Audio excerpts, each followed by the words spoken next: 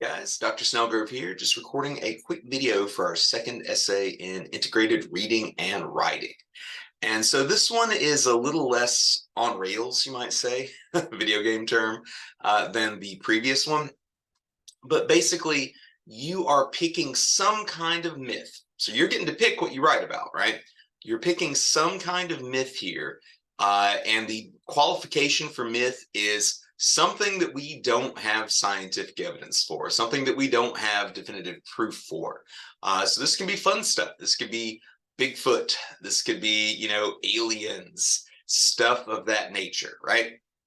So you in this essay are going to pick the myth, and then you are going to argue why you think people believe it despite the lack of evidence, right? So if you pick Bigfoot, there's no actual like Bigfoot body that we can, do an autopsy on or anything like that. So why do you think people believe the Bigfoot myth? And so when it comes to creating your thesis, as in why do people believe this myth despite the lack of evidence, there's a couple of different approaches that might work.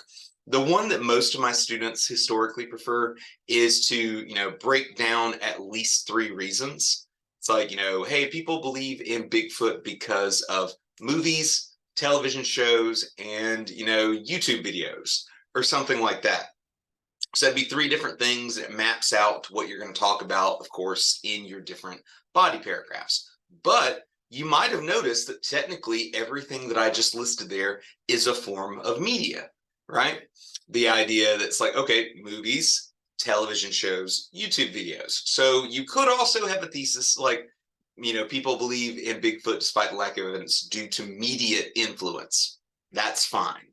But that's really all there is. Now, here's where it's going to sound a little weird to you. I've been doing this essay a while, and I think it's a pretty straightforward assignment, but a lot of students have managed to mess this up. So I'm going to do a lot of stuff here in the video telling you what not to do, what not to do. If you find yourself doing this, stop. For the love of God, don't send it to me. I'm also going to put this probably in the assignments. I'm sorry to be so pedantic, but I don't know. I feel like I'm turning to the Joker sometimes. I'm like, hey, do this. So for instance, I just told you, you're arguing, why do people believe in this myth despite the lack of evidence?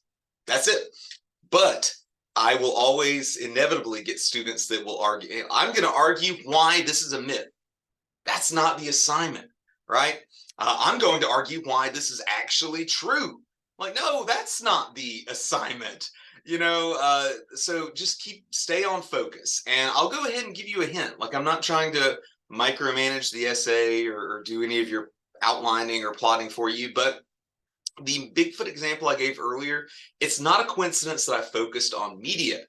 That's why most people believe most myths, right? They saw it in a movie, they saw it in a TV show, they watched it on, YouTube, they watched it on TikTok, they went down a weird conspiracy theory subreddit rabbit hole, all sorts of stuff like that. So I just wanted to keep that in mind. Like I said, I don't want to belabor this or take up too much of your time on the video, and I'll try to emphasize this in text as well. But in a nutshell, picking a myth, arguing why people believe the myth despite the lack of evidence for it.